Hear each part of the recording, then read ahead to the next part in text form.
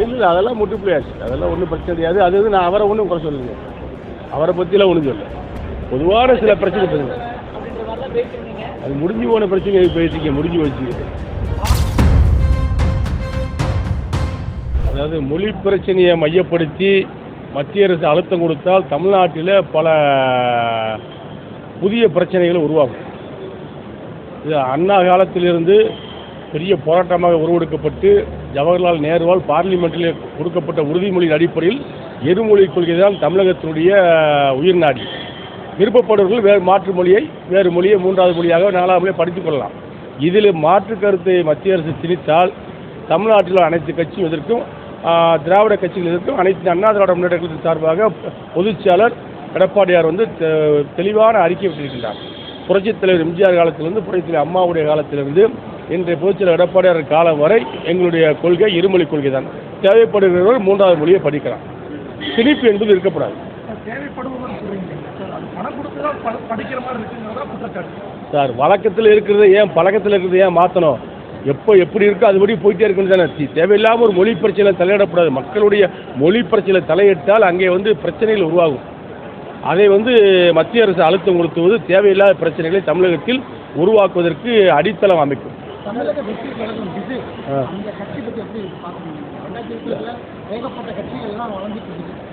எந்த கட்சி வளர்ந்தாலும் அண்ணா திராவிட முன்னேற்ற கழகத்தையும் திமுகவுக்கும் தனிப்பெரும்பான்மை கிராமப்புறங்கள் இருக்குது.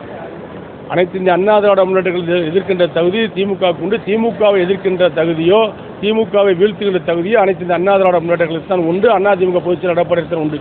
மற்ற கட்சிகள் வரலாம். அதனுடைய வரலாறுகளை, வாழ்க்கை நெறிமுறைகளை, அவருடைய வளர்ச்சிகளை சில தேர்தல்கள் சந்தித்த பின்பு தான் தெரியும்.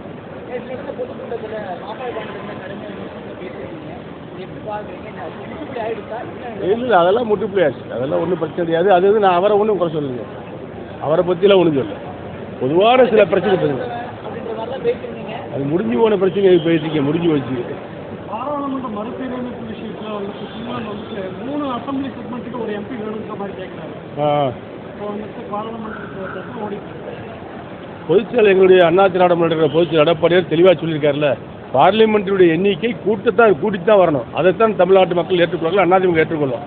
குறைக்கிற மாதிரி இருந்தால் அதை கடுமையாக அதிமுக எதிர்க்கும். அதை பொதுச்செயலாளர் சொல்லியிருக்காரு. நாங்கள் எதிர்கொண்டு தானே இருக்கோம்.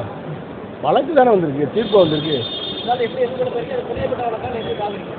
இதெல்லாம் வந்து கோர்ட்டில் இருக்குது, சுப்ரீம் கோர்ட்டில் இருக்குது, நான் சொல்லக்கூடாது. இல்லை வேறு ஏதாவது இப்போ உள்ள இதை கேளுங்க. இது நடந்து போய் 4 வருஷம் ஆச்சு. என்ன சார்? ஆமாம், நிலைப்பாடு தமிழ்நாட்டுக்கு அதிக நிதியை கொடுக்கணும். இல்லை நிதியை கொடுக்கணும். அதில் வந்து அண்ணா திராவிட முன்னேற்ற கழகத்தினுடைய பொதுச்செயலாளர் எடப்பாடியுடைய அறிக்கையிலேயே அதை தெரிவிச்சிருக்காரு. நீங்கள் அதிமுக அதை வலியுறுத்தும்.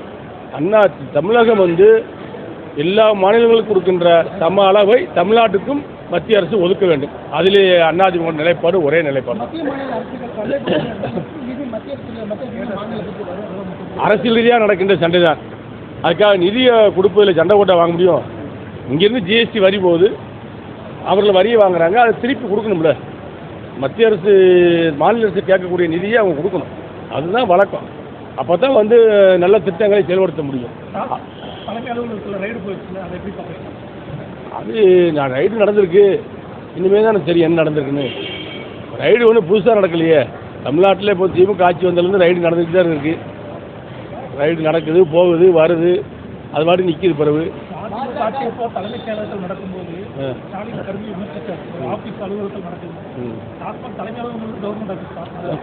நீங்கள் எப்போயும் அவர் எதிர்கட்சியில் வந்து இன்றைய முதலமைச்சர் ஸ்டாலின் வந்து எதிர்கட்சியாக இருக்கும்போது ஒன்று சொல்லுவார், ஆளுங்கட்சியான உடனே ஒன்று சொல்லுவார்.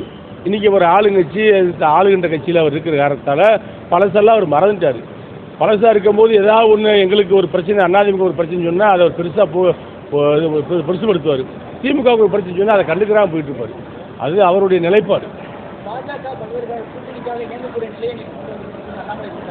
பல காலகட்டங்களில் நீங்கள் நோட்டோட போடக்கூடிய பிரச்சனைகளை விமர்சனம் பண்ணியிருக்கீங்க.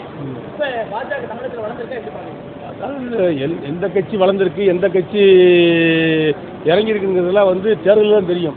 அண்ணா திராவிட முன்னேற்ற கழகத்துக்குன்னு தமிழ்நாடு முழுக்க தமிழர்கள் வாழுகின்ற பகுதியெல்லாம் வந்து கிளை கழகங்கள், கரவேட்டி கட்டிய கட்சிக்காரர்கள் பொதுமக்கள் மத்தியிலே ஏகோபோக ஆதரவு இருக்கிறது. இன்றைக்கு திமுக ஆட்சி மீது உள்ள வெறுப்பு அண்ணா திமுக மீது வெளிப்படைத்தன்மையாக ஆதரவு கொடுக்கிறார்கள்.